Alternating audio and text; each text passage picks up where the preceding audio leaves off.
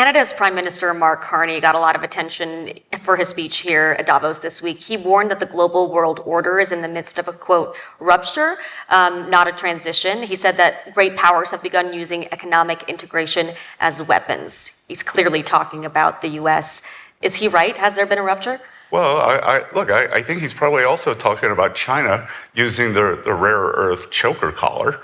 And, again, President Trump, on October 8th, China issued a statement saying that for every good sold in the world that had 0.01% Chinese rare earths in it, they wanted an export license. It would have brought the global economy to a halt. President Trump threatened 100% tariffs, and the Chinese came to the table, and we did it on behalf of the whole world. So I think Prime Minister Carney should say thank you rather than giving this value signaling speech. I don't know. It strikes me that Mark Carney has gone back to his old days. He was the UN climate czar. He's tried to morph his position. He's saying, oh, Canada's going to become an energy powerhouse. Which of those does not make sense? He also said that, quote, the middle powers must act together because if we're not at the table, we're on the menu. I think some people are a bit surprised at the relationship between the US and Canada and some of Carney's remarks. This is coming from someone who's been historically one of our closest allies. Do you worry at all about the consequences of that relationship deteriorating, like, for example, pushing Canada to develop a closer relationship with China?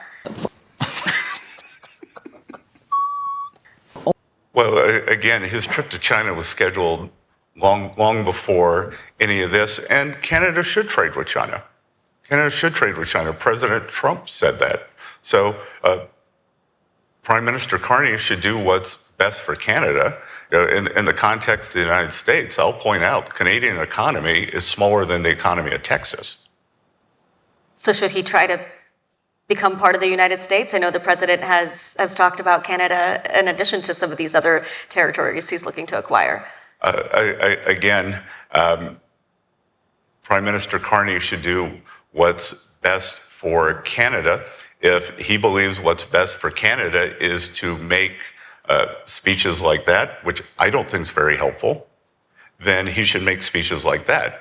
If he wants to try to be a good partner and set up a trade deal and drop a lot of the barriers that they had.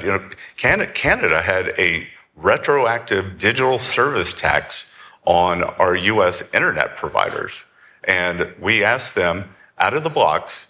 I suggested as the first meeting at the G7, I suggested that as a goodwill symbol, Canada should drop those digital services taxes. And Prime Minister Carney knew best. He decided he was going to use it as negotiating leverage, and that failed.